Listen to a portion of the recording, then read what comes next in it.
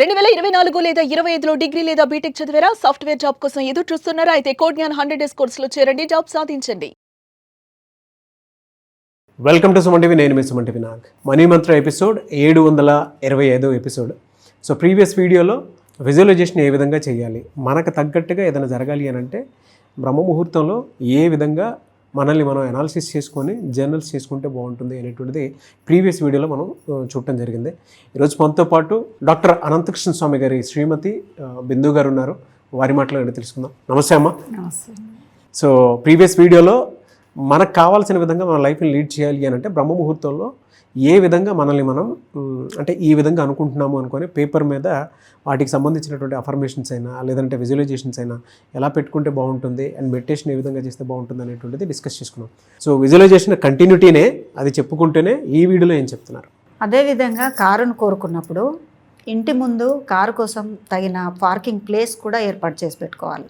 ఇంట్లోంచి బయటకు వెళ్తున్నప్పుడు, లోపల వస్తున్నప్పుడు ఒకసారి అటువైపు చూసేసి తను కోరుకున్న అందమైన కారు అక్కడ ఉంది అని గట్టిగా నమ్మాలి. ఇక్కడ నమ్మకం ముఖ్యం. ముందు నమ్మాలి, దాని తర్వాత అఫర్మేషన్ చేయాలి, ఆ ఫీల్ అవ్వాలి. భావన అనేది చాలా ముఖ్యం. ఎంత ఫీల్తో కోరుకున్నట్లయితే అలా జరుగుతుంది.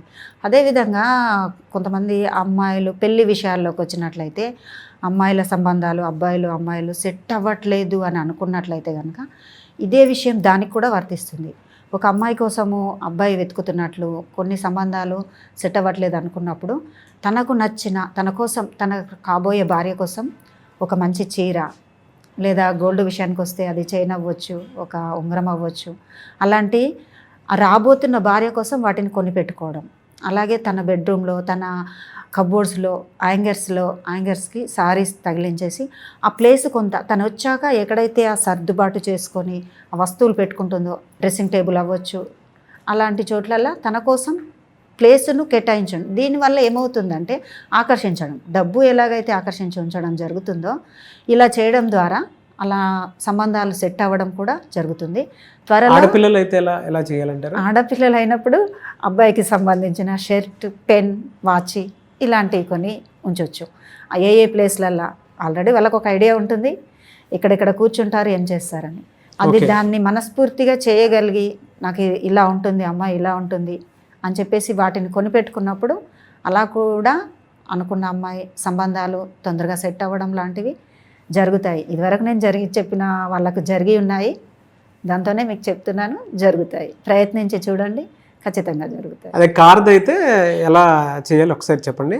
కార్ది ఎలా విజువలైజేషన్ చేయాలి? కారు విజువలైజేషన్ అంటే మనం ఇంట్లోంచి బయటకు వెళ్తున్నప్పుడు మన ఇంటి ముందట ప్రాంగణంలో కార్ పార్కింగ్ కోసం ప్లేస్ కేటాయించి ఉంచుకోవాలి. ఇంట్లోంచి వెళ్తున్నప్పుడు వస్తున్నప్పుడు ఆల్రెడీ తను అనుకున్న అందమైన కారు అక్కడ ఉంది, ఇంకా దాంట్లో మేము ప్రయాణం అవ్వాల్సిందే అన్నంత హ్యాపీగా దాన్ని చూస్తూ లోపలికి వెళ్ళడము, బయటకు వస్తున్నప్పుడు చూస్తూ వెళ్తూ వస్తూ ఉన్నప్పుడు త్వరలోనే ఆ ప్లేస్ ఫుల్ఫిల్ అయిపోతుంది. అదే జాబ్ అయితే జాబ్ కోసం అన్నప్పుడు కూడా ఇలాంటివి వర్తిస్తుంది. అంటే ఏ జాబ్ కోసం అయితే తను అనుకుంటున్నాడో అది ఒక ఐడియా ఉంటుంది వాళ్ళకు. ఆ చీర ఎలా ఉంటుంది, డ్రెస్ ఎలా ఉంటుంది, దానికోసం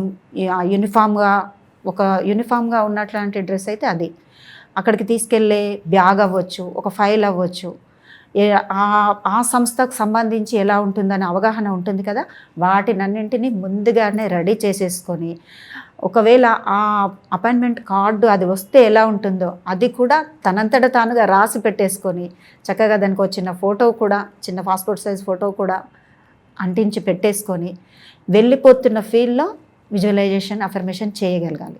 ఇట్లా చేసిన వాళ్ళు జాబ్ సంపాదించుకున్న వాళ్ళు కూడా చాలామంది ఉన్నారు. ఖచ్చితంగా ఆ జాబ్ వస్తుంది. నమ్మకంతో ఉండాలి. నేనే ఉన్నాను, నాకు ఆ జాబ్ వచ్చేసింది, ఆల్రెడీ వచ్చేసింది అంతే, అది నాది అంత గట్టిగా చెప్పగలిగే అంత ధైర్యంతో సెలెక్ట్ చేసుకొని అలా విజువలైజ్ చేయగలిగినట్లయితే ఖచ్చితంగా జాబ్ వస్తుంది. అదే బిజినెస్లో ప్రాఫిట్ చూడాలి అనుకున్నప్పుడు ఎలా చేయాలి? అట్లాంటప్పుడు కూడా తను కోరుకున్న ఆ బిజినెస్ అన్నప్పుడు బిజినెస్కు సంబంధించిన ఐటమ్స్ ఏవైతే ఉంటుంటాయో వాటిని పెంచి చూసుకోవాలి.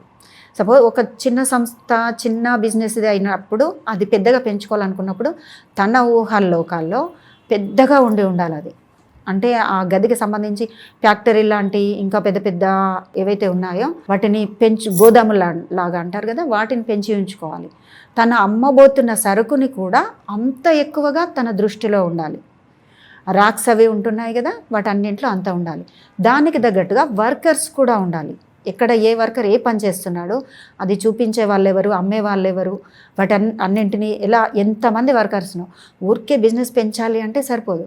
అది పెరిగినప్పుడు వర్కర్స్ కూడా పెరగాలి. వర్కర్స్ పెరిగినప్పుడు దాంతోపాటు తన ఎక్కడ కూర్చుంటున్నాడో క్యాష్ కౌంటర్, అక్కడ ఎవరైతే యజమాని అక్కడ ఉండాలని, ఆ బిజినెస్కి సంబంధించిన వ్యక్తి అక్కడ ఉండాలి అని అనుకుంటున్నప్పుడు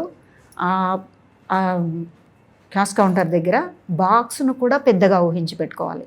అంటే వస్తున్న డబ్బులు ఇలా లోపలేసేసుకుంటూ ఉంటారు కదా, అది కూడా చిన్నది తీసేసి పెద్దగా పెట్టేసుకోండి. అది నిండిపోయిన విజువలైజేషన్ ఉండాలి. ధారాళంగా అలా అసలు విరామం లేకుండా జనాలందరూ నిండిపోయి ఉన్నట్టుగా పదే పదే వరుస బట్టేసి వస్తున్నట్టు ఆ బిల్ చేస్తూ డబ్బులు తీసుకోవడం, పక్క వాళ్ళు బిల్ చేసేస్తూ ఉంటారు, డబ్బులు తీసేసుకుంటూ ఉంటారు. అది నిండిపోయినట్లుగా అలా విజువలైజ్ చేయొచ్చు. చాలా ఈజీ అండి, చక్కగా చేయొచ్చు. అదే ఇంట్లో అయితే ఇంట్లో మనీ రావాలి అనుకున్నప్పుడు, ఇంట్లో మనీ రావాలనుకున్నప్పుడు ఇలా బయట నుంచి జనాలు వచ్చి ఇవ్వడం అలా ఉండదు. ఇంట్లో ఎలా ఉంటుందంటే ఒక నాన్నగారు ఉంటారు సంపాదించడం కోసం, ఒక ఇంటి యజమాని ఉంటారు, దాని నుంచే ఆకర్షణ అనేది ఉంటుంది. తనే అయినా తన భార్యకైనా పిల్లలకైనా ఇవ్వడం లాంటిది ఉంటుంది.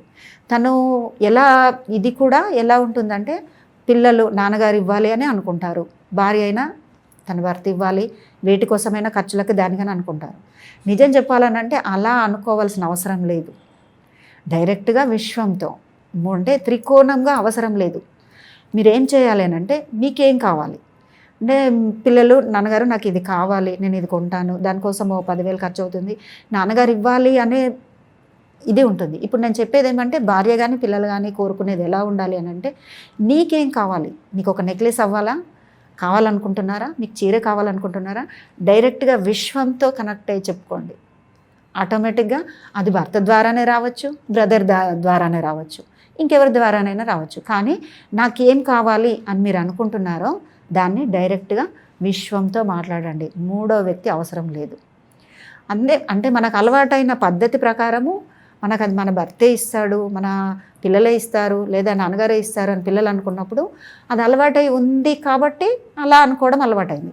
ఇప్పుడు అలా అవసరం లేదు. నాకేం కావాలి అనేది మీరు కనుక చక్కగా అఫర్మేషన్ విజువలైజేషన్ చేసుకోగలిగితే ఆటోమేటిక్గా మీ భర్త గారు ఎంత సంపాదిస్తున్నారో అంతకు 2 4 అతనికి డబ్బు రావడం మొదలవుతుంది. అంటే అటు నుంచి అటు లింక్ అవుతూ ఉంటుంది. దాని ద్వారా మీరు కోరుకున్న దానికంటే 1 కన్నా 2 కూడా తేవచ్చు, అంతకు మించిన ఎక్కువది కూడా తీసుకొచ్చి అవకాశాలు ఉంటాయి. ఆ రకంగా పిల్లలు కూడా భార్య కూడా ఇంట్లో ఉండి అలా అనుకోవచ్చు. అలా జరుగుతుంది. ఎనీవేస్ థ్యాంక్ యూ అమ్మా, థ్యాంక్ యూ సో మచ్. చాలా చక్కగా వివరించారు. ఎందుకంటే విజువలైజేషన్స్ చేసేటప్పుడు ప్రతి ఒక్కరికి కూడా ఒక్కొక్కరికి ఒక్కొక్క డ్రీమ్ ఉంటుంది, బట్ ఎంత పర్టికులర్గా చేయాలనేటువంటి దాని మీద మంచి ఎక్స్పీరియన్స్ ఇచ్చారు. థ్యాంక్ యూ సో మచ్ అమ్మా.